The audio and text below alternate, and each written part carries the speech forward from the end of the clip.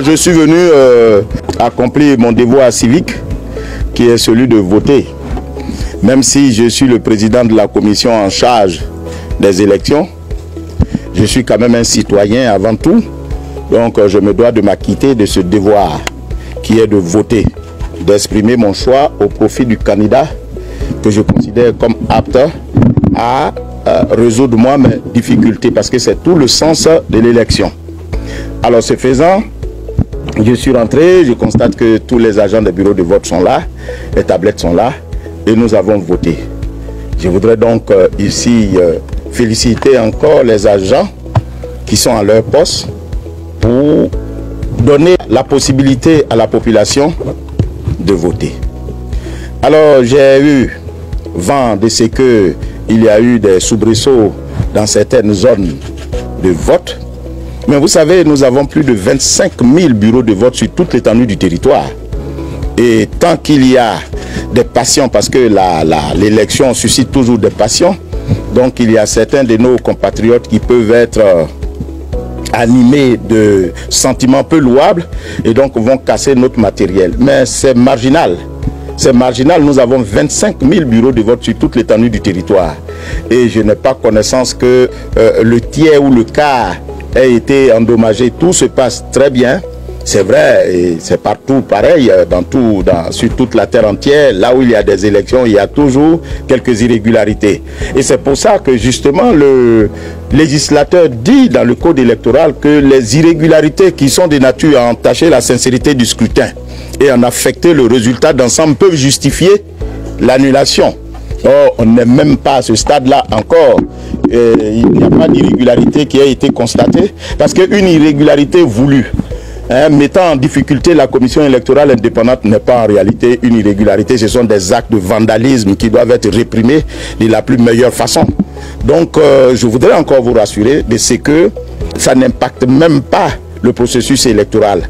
Ce sont des véhicules qui ont été caillassés, des êtres humains qui ont été violentés, mais c'est marginal. On a eu aussi quelques soucis, nous a-t-on dit, au niveau des tablettes. Bon, vous savez, l'utilisation dans le feu de l'action peut justifier quelques lenteurs. Mais la tablette n'est pas la solution indiquée. La tablette est une des solutions. La possibilité est donc donnée aux agents des bureaux de vote, soit de le faire manuellement, soit de le faire selon la tablette. Alors si la tablette ne marche pas, on a recours au manuel et c'est ce qui se fait. Mais Dieu merci, tout est rentré dans l'ordre et les choses vont bien. En tout cas, à notre sens. Et ça se passe bien. Et je croise les doigts que ça continue de se passer comme ça jusqu'au soir. Et il y a un engouement. Il est bon de le dire. Je veux encore féliciter la population ivoirienne. Il y a un engouement du centre au nord, du centre à l'ouest, du centre à l'est et du centre au sud. On sent un engouement sur toute l'étendue du territoire, ce qui est un élément de réjouissance pour la commission en charge des élections. Je voudrais donc féliciter la population, même s'il y a des soubresauts ça et là, et solliciter également les commissaires superviseurs et tous les commissaires locaux qui se sont pliés à cette discipline-là. Mais effectivement, il y a une presse en ligne qui a diffusé des résultats provisoires. Ce n'est même pas un sondage. Ce n'est même pas une estimation.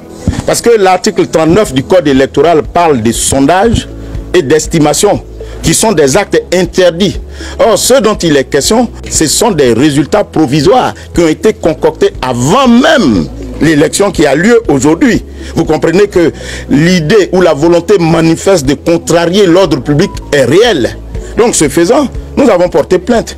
Une excuse n'est pas un fait justificatif d'une infraction. Nous avons porté plainte et nous entendons donner une suite à cette plainte. Parce qu'il s'agit ici rien d'autre que de saboter le processus électoral, jeter le discrédit et l'anathème sur la commission électorale indépendante, chose que nous n'allons pas accepter. Parce qu'il y va de la vie des citoyens. Imaginez-vous que quelqu'un donne un résultat avant un examen qui n'a même pas eu lieu. Ça dénote de quoi? Si ce n'est de troubler l'ordre public.